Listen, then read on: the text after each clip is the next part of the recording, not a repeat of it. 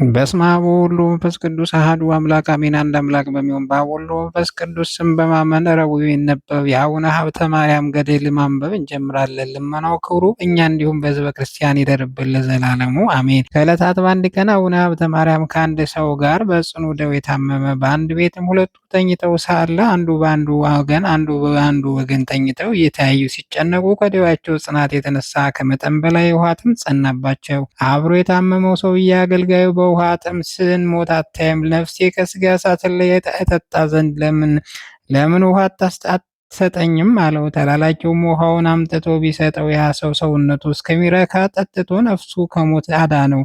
ለአቡነ ሀብተ ማርያም ግን ትንሽ እርሱ እንኳ ሳይሰጠው ስለቀረ በዚያን ጊዜ አባ ሀብተ ማርያም በእጆቹ ውስጥ ያለውን መስቀል በመሬት ላይ ጣለ። እጆቹን ወደ ላይ አንስቶ ባለ ዘመኔ ሁሉ ከኔ ጋር የምትኖር ፈጽመ የማታውቀኝ ቅዱስ ሚካኤል ሆይ እያለ በኃይል ቃል አሰምቶ ጮኸ። አንተ የሕሙማን ወዳጅ ያይደለ የጤነኞች ወዳጅ ነህና ኃጥአንን በተድላ በደስታ ሳሉ ከኃጥአን ጋር የማይረባ የማይጠቅም ፍቅር ይፋቀራሉ። ጽዋቶ መከራና ጭንቅም ነገር ባገኛቸው ጊዜ ግን የቀደመውን ፍቅራቸውን ይተዋሉ። አንተ ግን እውነተኛ ጻድቃን እስከሚገቡበት ድረስ መንግሥተ ሰማያት የምትከፍት እውነተኛ መልአክ ነህና ወዳጄ እግዚአብሔር ባለሟል ቅዱስ ሚካኤል ሆይ ረዳት የሌለው እንዳልሆን በጽኑ ውሃ ጥም ሳለሁ ቸል አትበለኝ ብሎ ጮኸ። ያን ጊዜ ቅዱስ ሚካኤል እየመራቸው ሰባቱ ሊቃነ መላእክት ወደ እርሱ መጡ። 24ቱ ካህናተ ሰማይና በእልፍ የሚቆጠሩ ክቡራን መላእክት መጥተው በሚተኛበት አልጋ ዙሪያውን ከበው ቆሙ። ቅዱስ ሚካኤል የእግዚአብሔር ወዳጅ የምትሆን ሀብተ ማርያም ሆይ ሰላም ላንተ ይሁን። የእናቱን ጡት እንደተወ ብላቴና ለምን ትጮኻለሁ? አለው። አሁንም ጌታ ኢየሱስ ክርስቶስ መልእክተኞች በሚሆኑ በጴጥሮስና በጳውሎስ እጅ የጌታ ኢየሱስ ክርስቶስ ሥጋው ደሙን ተቀበል አለው። ከዚያ በኋላ ቅዱስ ሚካኤል እንዳዘዘው ጌታችን ኢየሱስ ክርስቶስ ሥጋውንና ደሙን ተቀበለ። ሥጋው ደሙን ከተቀበለ በኋላ የፍቅር ሰላምታ ሰጥተውት በፍጹም ክብር ወደ ሰማይ አረጉ። አባ ሀብተ ማርያም በተኛበት ጊዜ መዓዛው ልብን የሚማርክ ሽቱ ተመላ። የመዓዛውን ብዛት የመዋቲ አንደበት ሊናገረው የማይቻል ሽቱ ተመላ። ያን ጊዜ አቡነ ሀብተ ማርያም በሐዋርያት በጴጥሮስ በጳውሎስ እጅ በተቀበለው ሥጋና ደሙ ምክንያት ድኖ ከእንቅልፉ እንደነቃ ጎልማሳ ፈጥኖ ተነሳ። ከዚያች ቀን አንስቶ የ24ቱ ካህናተ ሰማይ የ4ቱ ኪሩቤል የ7ቱ ሊቃነ መላእክት በዓል ማክበር ጀመረ። የሰማዕታት አለቃ የሚሆን የቅዱስ ጊዮርጊስን፣ የዲያቆናት አለቃ የሚሆን የእስጢፋኖስን፣ የ12 ሐዋርያትና የዮሐንስ መጥምቅ በዓል ጨምሮ አከበረ። በእርሱ ትምህርት ጸንተው በዙሪያ ያሉትን ሕዝብ ቤተክርስቲያን እየሳሙ በትጋት በዓላቱን እንዲያከብሩ አዘዛቸው። ነፍሳቸውም ለስጋቸውም ጥቅም ታገኛላችሁና የታሰሩትንም በመጎብኘት የታመሙትን በመጠየቅ ያዘኑትን በማረጋጋት የታረዙትን በማልበስ የተጠሙትን የተራቡትን በማብላት በማጠጣት በዓላቸውን አክብሮ እያለ አዘዘ። ይልቁም የጰራቅሊጦስን በዓል በወሩ በ5 ቀን አምላክም የወለደች ድንግል ማርያም 33ቱን በዓላት ያከብሩ ዘንድ አዘዘ። እርሱም የሚቸግራቸውን ፈቃዳቸውን እየረዳቸውን ወደ እነርሱ ጋር የሚኖር ቅዱስ ሚካኤል ለእገሌ ቆብ ስጠው ለገሌ ልብስ ስጠው እያለ እያዘዘው እንጂ እርሱ ብቻ በየጊዜው አስቦ በጎ ነገር የሚያደርግላቸው አልነበረም። ደካማውን ከደጅ ቆሞ በጮኸ ጊዜ ከመስጠት መንሳት ይገባል፣ ለምን እግዚአብሔር ቸል ትለዋለህ ብሎ ቅዱስ ሚካኤልን ይቆጣው ነበር። ቢኖርህ ስጥ፣ ባይኖርህ ዘን እንደሰጠህ ይቆጠራል። ዝም ማለት የማይገባ ስለሆነ ተነስተህ ያለህን ያህል ለአንዱ ስጥ። ዳግመኛም ራበኝ አላበላችሁኝም ያለውን በወንጌል ስጡ ይሰጣችኋል ያለውን ቃል አስብ ይሉ ነበረ። ስለዚህ ቸል አትበል ስላለው እርሱ ተነስቶ ለልጆቹ ጦም ውሎ ምግቡን ራቁቱን ሆኖ ልብሱን እንዳዘዘ ሁሉ ይሰጣቸው ነበር። ጌታ ጌትነቱን በምትናገርበት ወንጌል በመብል በመጠጥ ልቦናችሁን አታወፍሩ ወቁ ያለውን አልሰማችሁም ያለውም ያለ መጠጥ መብላት መጠጥ ምን ይጠቅማችኋል ብሎ እውነት ነገረን። እየመከረ ያለ ፈቃዳችሁን ከእህል ውሃ የምንጾማቸው ጊዜ ነበረ። ጳውሎስ ከክፉ ሐሳብ ተለይታችሁ በጎ ነገርን አብዝታችሁ እየሰራችሁ በመታዘዝ ተፋቀሩ ብሏልና እየታገሳችሁ ለሰውም እያዘናችሁ እየራራችሁ ለበጎ ነገር አብልጡ። በመንፈስ ቅዱስ ሕያዋን ትሆናላችሁ። ለበጎ ስራ ቸል ሳትሉ መምህሮቻችሁን ሁሉ እርዱ። ተስፋችሁ ደጅ እየጠናችሁ መከራችሁን ታገሱ። እንግዳ መቀበል እያስከተላችሁ የመምናን ስራ በመስራት ለጸሎታችሁ ጽሙዳን ሁኑ። ከሁሉ ግን የሚበልጥ ፍቅርን ያዙ። የጨነቀውን ሁሉ በመርዳት መጽዋት ከመስጠት በፍቅር በቅርብ ፍቅር ምንድነው እንዳለ እናንተም ወንድሞቼ በነፍስ ትድኑ ዘንድ እግዚአብሔር ትእዛዝ ጠብቁ። በመጽሐፍ መጀመሪያ የነገርኋችሁን የእናቱን ነገር ለመናገር ከንመለስ የደግነቷ ነገር ግን በኋላ እነግራችኋለን እንዳለን አሁንም በዚህ ዓለም እንደኖረች ገልጠን እነግራችኋለን። ከ10 በመቶ ትውልድ የሚበልጥ ደግ ጻድቅ አባ አቡነ ሀብተ ማርያም እንደወለደች ገልጸን ነገርናችሁ። አሁን ደግሞ የኑሮዋን ታሪክ እነግራችኋለን። ባሏ ከሞተ በኋላ እርሷ ምንም ሳታስቀር ገንዘቧን እናት አባት ለሞተባቸው ለባልቴቶች፣ ለጦም አዳሪዎች፣ ለድሆችና ለጨረሳ ከሰጠች በኋላ አገልጋዮቿ ነፃ ወጣቻቸው። እግዚአብሔር ፊት የሚያደርስ በጾም በጸሎት በስግደት ሰውነቷን በምታደክም ገንዘብ በጎ ገድልን መጋደል ጀመረች። እንዲህ ባለ ገድል በሳለች ከሰማይ እንዲህ የሚል ቃል ሰማች። ዮስቴና ሆይ ስለ አንቺ እንደ አንቺም ሳሉ ላሉ መምናን ወደዚህ ዓለም መጣው ሰው መሆኔ በተወለዱ በኋላ በዚህ የጥቂቱ አደጉ። በ30 ዘመን በዮርዳኖስ ተጠመቁ። 40 ቀን ከጾም በኋላ በቀራንዮ ተሰቀሉ። ሞቼ 3 መዓልት 2 ሌሊት በከርሰ መቃብር አድሬ ያለመለወጥ ብርሃን መለኮትን ተገልጬ ከተነሳው በኋላ የነቢያት ትንቢት በመፈጸም ወደ ሰማይ አረጉ። እኔም ለማገልገል ሴቶች፣ ወንዶች ባሮች፣ ወንድሞች፣ እህቶች ቤቶችሽን ስለውተውሽ 80 ርስት ከተሞች 7 አክሊሎችን እነሆ አዘጋጅቼሻለሁ የሚል ቃል ሰማች። ይህንም ቃል ኪዳን ከሰጣት በኋላ በእጆቿ እየሰማች በክብር በብርሃን በምስጋና በስልጣን ወደ ሰማይ አረገ። ከዚያች ቀን ጀምሮ ከሰማይ ቃል እየሰማች ብዙ ጊዜ ኖረች። ከዕለታት በአንድ ቀን ከጎረቤቶቿ ዓለሞችና በሮች መጥተው የባልቴቶቿን ጎመን በልተው ስሩ እስኪነቀል ድረስ የተረፈውን በእግራቸው ጠቅጥቀው አጠፉት። ያቺ የጎመን ባልቴት አይታለ ያለዚህ የምበላው ሌላ ገንዘብ የለኝም ምን ላድርግ በማለት ቃሏን ከፍ አድርጋ በኃይል ቃል አሰምታ ጮኸች። የምበላው ጎመኔ ዛሬ አልቋልና ከእንግዲህ ወዲህ የዕለት ምግብ ለማግኘት እንድችል ወደ ሌላ ሀገር እሄዳለሁ አለች። ያቺ ባልቴት እንዲህ እያለች ስታለቅስ ዮስቴና ጌታ የምትበይውን ጎመን እንደ ቀድሞው የለመለመ ሆኖ ይበቅልልሻል፣ ዘወትር ከእርሱ ትበያለሽ፣ አይዞሽ አትዘኝ በያት ሲል ከሰማይ ቃል ሰማች። ያን ጊዜ ዮስቴና ያችን ባልቴት ጠርታ ጎመኑን ዛሬ ፈጥኖ ይበቅልልሻልና አትዘኝ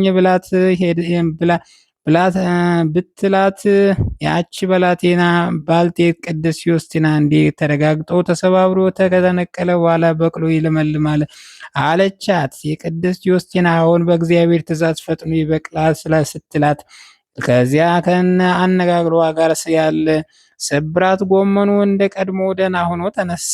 ይህ ተአምር አይታ ካደነቀች በኋላ ያቺ ጎረቤት እመቤቴ ዮስቴና ሆይ ከእግዚአብሔር ስልጣን አግኝተሻልና በአንቺ ጸሎት ከክፉ ነገር ሁሉ እንድድን አስቢኝ አለቻት። የቸርነቱን ነገር ሁሉ ግን በማከታተል አብዝታ በተናገረ ነበረ። የጻድቁ አቡነ ሀብተ ማርያም ስራ ከድርጊቱ ከቅድስት ዮስቴና ስራ እንደሆነ አንድ ስለሆነ እንዳይበዛ ባጭሩ ተው ነው። ቅድስት ዮስቴና ደጋጎስ ስራን ሰርታ ከፈጸመች በኋላ በፍቅር አንድነት ባረፈች ጊዜ ከእግዚአብሔር አስቀድሞ ተስፋውን እንደነገራት 7ቱ የአክሊላትን ሸለማት 80ዋን አህጉራት ገነት አወረሳት። በቅድስት ዮስቴና ጸሎት እግዚአብሔር ለዘላለም ምሕረትን ይስጠን፣ አሜን።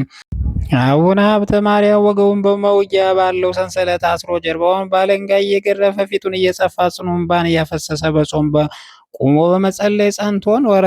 አስቀድሞ እንደተናገረን ከበዓል ላይ ቆሞ 500 ስግደት ይሰግድ ነበር። እንዲህ ባለ ስራ ጸንቶ ሳለ ከዕለታት በአንድ ቀን ሥጋውን ደሙን ለመቀበል ወደ ቤተ ክርስቲያን ሄደ። በጴጥሮስና በጳውሎስ መጽሐፍ ተዘጋጅታችሁ ኑሩ ተብሎ እንደተነገረ የክርስቶስ ሥጋውን ደሙን ለመቀበል ተዘጋጅቶ በምስራቅ በኩል ቆሞ ሳለ ወንጌል የሚነበብ ሲደርስ ያልተማረ ቄስ የክርስቶስ ጌትነቱን የምትናገር ወንጌል ሲያነብ ወዮሴፍ ሲሃ ለማርያም ጻድቅ ውእቱ ሲል በሰማ ጊዜ አባታችን አቡነ ሀብተ ማርያም ከቄሱ አፍ ይሁን ንባብ ሲሰማ ደንግጦ ወንጌል ወደሚነበብበት ስፍራ ሄዶ የሚያነበውን ቄስ ገሰጸው። ዮሴፍ ፍስሐ ፈሪሃ ለማርያም ጻድቁ ውእቱ በል እንጂ ብሲሃ አትበል ብሎ መከረው። ቄሱም አባ ሀብተ ማርያም እንዳዘዘው ከስህተቱ ወደ ቀና ንባቡ ተመለሰ። አባ ሀብተ ማርያም ወንጌሉን አስነበው ከፈጸመ በኋላ በፊት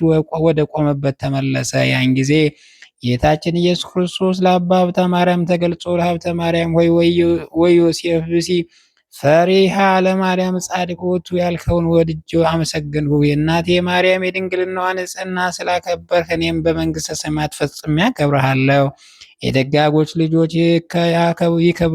ይከብራሉ ተብሎ እንደተጻፈ የእርሷን ክብር የኔ ክብር አይደለም አለው። ወዳጆች አሁንም ጌታችን ኢየሱስ ክርስቶስ የእናቱን የድንግልናዋን ንጽሕና እንደምን ፈጽሞ ማክበር እንዲወድ እናስተውል።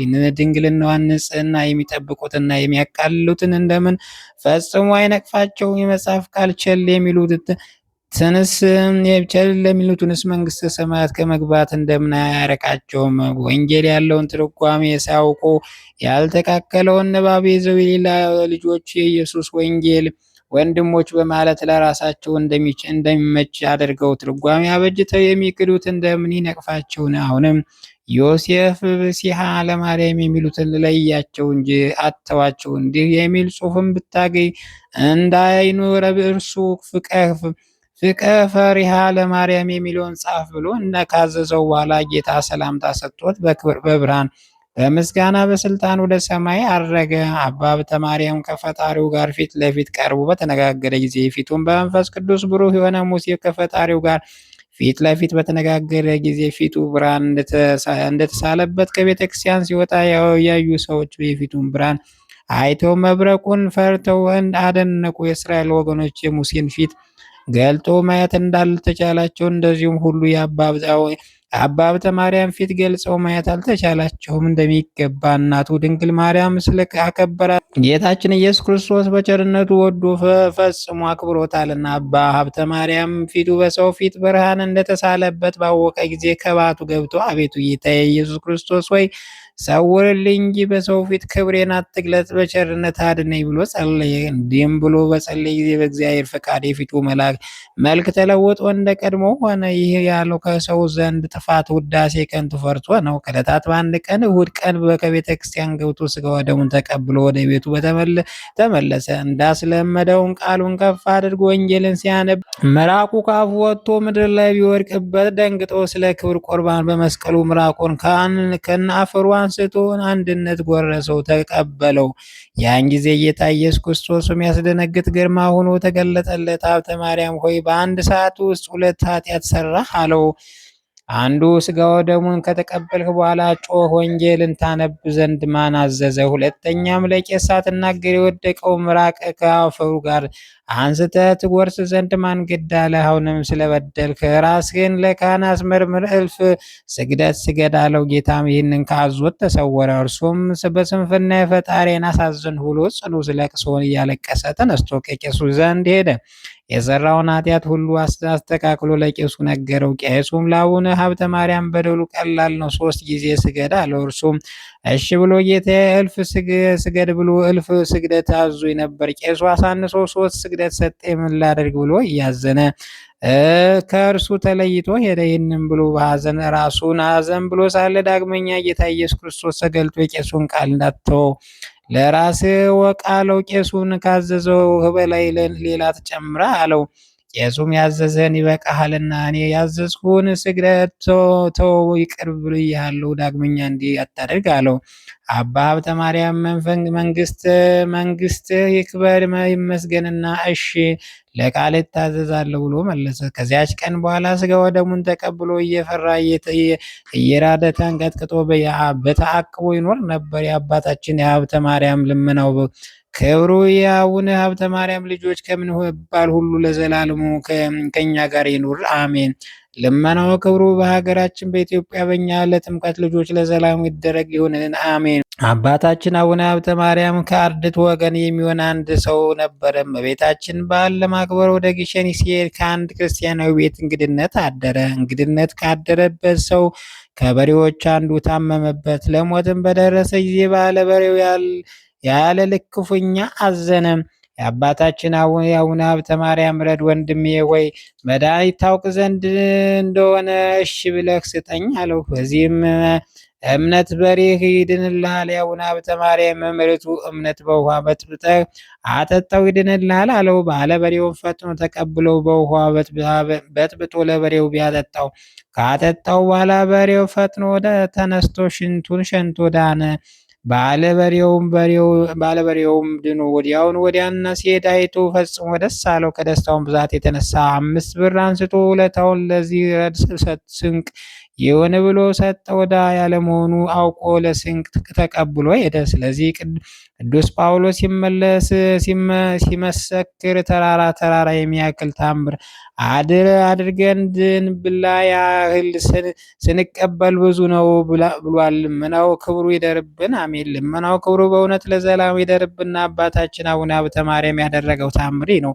መካን የሆነች ያልወለደች አንድ ሴት ነበረች። ልጆች ስለ አልወለደች በልቦናዋ ብዙ ታዝን፣ ብዙ ትቆረቆር ነበረ። እንዲህ ባለ ግብር ሳለች ከዕለታት በአንድ ቀን ወደ አቡነ ሀብተ ማርያም ገዳም ሂዳ ስለትን ተሳለች። ባለ ዘመኗ ሁሉ ደስ የሚያሰኛት ልጅ ይሰጣት ዘንድ የአቡነ ሀብተ ማርያም ገድል በወገቧ እንደ ልጅ ያዘለች። የአቡነ ሀብተ ማርያም ካህናት መነኩሳት ያለብሽውን ያሰብሽውን ልጅ ይስጥሽ ብለው ጸሎት ሰጧት። ከቤቷ በገባች በኋላ በስራው ሰውን ሁሉ ደስ የሚያሰኝ ሰውነቱ የተወደደ መልከ መልካም ልጅ ወለደች። እናት አባቱም የሚራራ ሆነ። ያችም ሴት ልጅ ከወለደች በኋላ የተሳለችውን ስለቷን አሟልታ ሰጠች። አባታችን የአቡነ ሀብተ ማርያም ልመና ክብሩ ለዘላለም በእውነት ይደርብን፣ አሜን። ልመናው ክብሩ በእውነት ለዘላለም ይደርብን። አባታችን አቡነ ሀብተ ማርያም ያደረገው ታምሪ ነው። ዓይኑ የሚያጠፋ ማር በሚባል በክፉ በዓይን በሽታ የታመመ አንድ ሰው ነበረ። በሽታውም ያለ መጠን ጸናበት። ያም ሰው ለሞት ደርሻለሁ፣ ምን ይሻለኛል አለ። ይህም ብሎ ወደ አቡነ ሀብተ ማርያም ገዳም ሂዶ ከአቡነ ሀብተ ማርያም ገዳም የመሬቱን እምነት አንስቶ በውሃ ለውሶ ቢቀባው ፈጥኖ ከማርያ በሽታ ዳነ። የአባታችን የአቡነ ሀብተ ማርያም ልመና ይደረግልን፣ ክብሩ ለዘላለሙ ይደርብን፣ አሜን።